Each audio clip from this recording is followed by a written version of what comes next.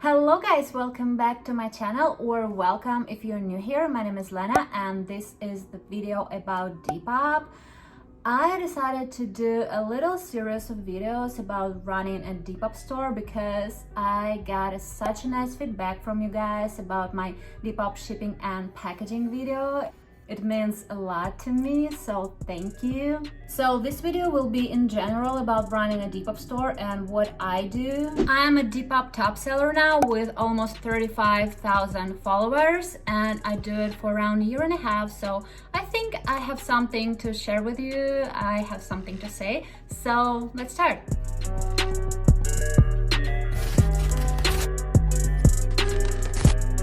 And when we're talking about photo, I think it's obvious, but I still have to say it, the good lighting is the key. And if you don't have professional lighting, it's totally okay, because this natural lighting that is coming from your window is amazing. I used the natural lighting for a long time before I got myself the soft boxes, and it works just fine. And talking a little bit more about photos, if you want your shop to look more professional or just eye-pleasing, try to maintain certain aesthetic or theme. You can model your clothes in a similar poses, or use the same background on all your photos, use the same preps for a flat lace, or just create something that will be your thing, and it will make your shop recognizable along many others. And right now on the screen you can see the shop that I found really aesthetically pleasing, and you always can be inspired by other sellers. It's totally okay, so just do your research and do some preps. Take your time to do a nice pics, and I tell you, it will pay you off. I usually use just the wall behind me for my try-on photos, and for the flat lace I have this beige piece of cloth.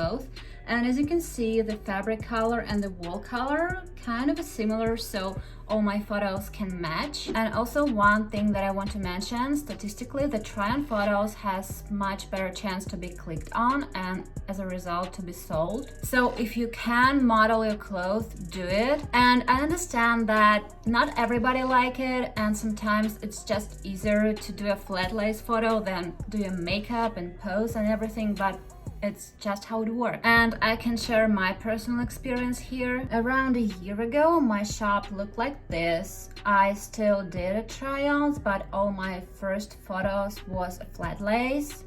I did pretty good back then and even became a top seller maintaining this aesthetic. And my shop was kind of stuck at some point. I was talking with people from the Depop by the phone privately, and they advised me to maybe try something different and mix all my flat lace with try-on photos. And now, as you can see, my shop looks like this, and honestly, I noticed significant increase of sales since then. And of course, I still do flat lace, but I try to put try-on photo as my first photo as much as I can. So this what worked for me really great, so maybe you can try this too.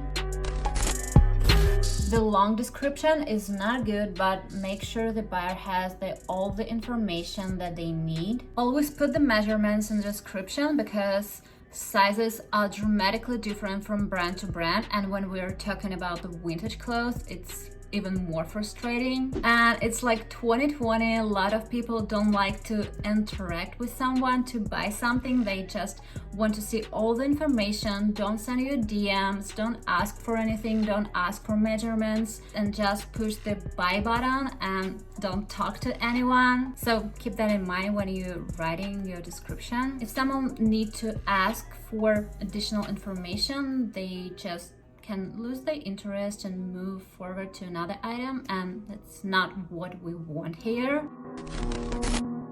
We all want to be on Explore page, right? It's like the easiest way to grow your shop, promote your stuff and everything. And I think it's only a few secrets here. Of course, you have to have a great photo, great lighting if you want to be an Explore page. And thing that I didn't know when I was starting, and it is one of the crucial thing about Explore page, your listing should be $30 or more. They just don't put stuff that less than $30 on the Explore page. And of course, no spam hashtags. I know some people like to put a lot of hashtags, and it's not nice. Don't do this, guys.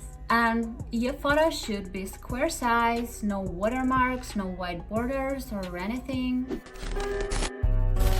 I like to refresh my listings at least once a day. I feel like it helps. It will not move them to the top of the search, but it will help them to not drown among the all stuff that people post constantly. Also, nice thing to do is to do free shipping on bundles. You can turn it on in settings, so when someone wants to buy something from you and put it in a cart, they will see this label that this seller do free shipping on bundles, so if you buy something more, you will get a free shipping, and people just like it, so it really motivates to buy from you more.